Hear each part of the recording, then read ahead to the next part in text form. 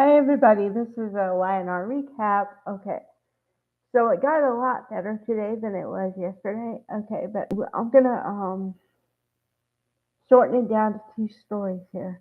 I think there were three, but the three was kind of a filler, so there were two major stories.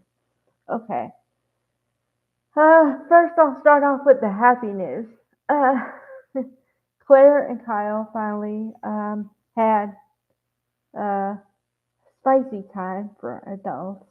Finally. I say finally because they've been building up to this for months now.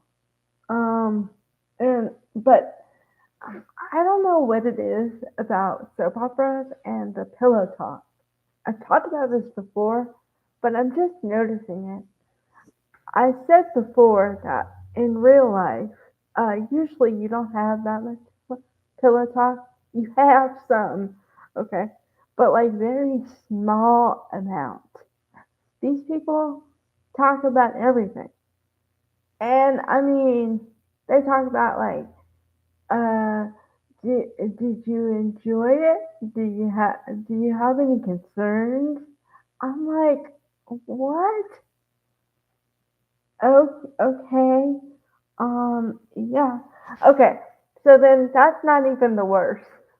The weirdest part was she un- she disclosed that he was her first. Okay. Why you would have to disclose that is beyond me. Um, yeah, I don't know. But it also makes me a little skeptical because, well, I I say this and I've heard it said before that usually your first relationship is not going to end in marriage. And sometimes it does. Sometimes for the people out there, so I don't get yelled at, sometimes it happens where you just meet the person, you're with them for whatever length of time, and you end up getting married. Great, kosher, happy for you all. But the majority of people have had relationships, plural, before you even think about marriage. Because usually you're really young, and so you're not mature enough to enter into marriage yet. Or even the other side, maybe sometimes you don't even think about marriage with the person. And it's not that you don't love them, it's just that you don't think about it until maybe you do, and then you realize you're not a good fit or something. So, but I think it's going to spell trouble for them, but I don't know at what point. I'm just saying. Okay, the other storyline was Sharon. And what's going to happen with Sharon? Okay, well, to keep you guys up to speed, like I said, originally Sharon pled not guilty to the charge of unaliving Heather. We all know she did it, and I was confused that she pled not guilty. So now, today she was talking to Michael Baldwin, her attorney, and she was trying to plead. She said she wanted to plead guilty. And he said, do you know what you're doing? Are you sure you know what you're doing? So he tried to involve Nick, and Nick tried to talk some sense into her. Like, do you understand this means a lot of jail time? But we haven't really focused on how Jordan and Colin fit into this. Because I told you that somehow Jordan and Colin still fit into this. I still don't know how, but I know they're connected. But it's going to be one of those things where I'm afraid it's going to be one of the last minute, 11th hour um, stuff comes to light.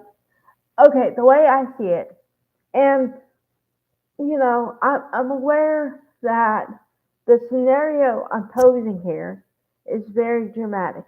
However, we are talking about soap opera land, so they can be dramatic. Okay? But what I'm picturing here is that Sharon says she's going to plead guilty. And then somehow something comes through where it's found out that she wasn't involved at all, or maybe she was involved but not as much as they thought, or something to that effect. And the rightful unalivers are going to be found guilty of whatever. Okay, the reason why I say all this, like where I'm kind of not sure, is because Collins Inc. was an add-on for YNR, and I think most of y'all know that. And so I don't know how far her contract is. I don't know if she's going to be there for 6 months, a year, whatever, because her original storyline was a couple of months, maybe 2 months, and then they acted like she was in prison for the longest time, so we didn't hear from her for the longest, and now she's back. So I don't know how long her contract is. Same goes for uh, Tristan Rogers, like I said. Only Tristan Rogers has a little twist because he's also known for being Robert on General Hospital, and so sometimes he goes back and forth, you know. So once again, I don't know how long his contract is for. So that's the variables up in the air. And if I knew that, I'd have a better idea on where they might be going with the storyline.